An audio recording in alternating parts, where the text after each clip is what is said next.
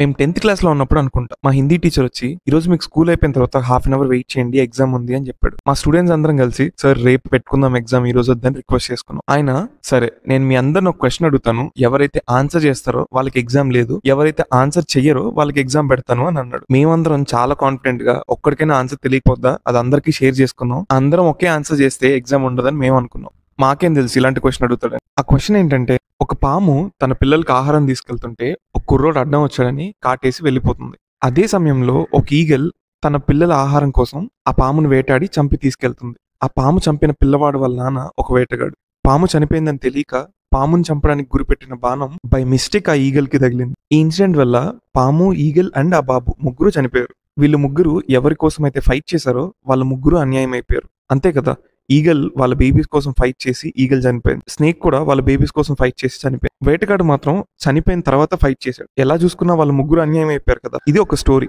మా హిందీ సార్ దీంట్లో అడిగిన 2 క్వశ్చన్స్ ఏంటంటే, ఫస్ట్ క్వశ్చన్, ఇందులో ఎవరి తప్పు ఎక్కువగా ఉంది అని అడిగాడు. సెకండ్ క్వశ్చన్, పోనీ మీరు అనుకున్నట్టే ఒకరి తప్పు ఉంది అనుకుందాం, ఆ ఒక్కరి వల్ల మిగిలిన 2 పిల్లలు కూడా అన్యాయం అయిపోయారు కదా, వాళ్ళు ఏం తప్పు చేశారు అని అడిగాడు. మా క్లాస్ లో ఒక 35 మెంబర్స్ ఉంటే ఒక్కొక్కరు ఈజీగా 3 ఆన్సర్స్ చెప్పిన మొత్తం ఒక 100 ఆన్సర్స్ ఇచ్చాం. అవన్నీ కూడా కరెక్ట్ కాదంట. ఇప్పటి వరకు ఆ ఆన్సర్ నాకు కూడా తెలియదు. మీకెవరికైనా తెలిస్తే కామెంట్ చేయండి. నెక్స్ట్ డే హిందీ సార్ మా క్లాస్కి వచ్చి ఏం చెప్పాడో తెలుసా? ప్రతిదీ మనకు తెలుసు అనుకోకూడదు, మనకు తెలియని విషయాలు చాలానే ఉన్నాయి. మీకు తెలియని విషయం అవతల వాళ్ళు ఏదైనా చెప్తున్నప్పుడు దాన్ని వినండి అన్నాడు. సో నేను చెప్తున్నాను, ఈ రోజు ఎగ్జామ్ ఉంది, వినండి అని అన్నాడు.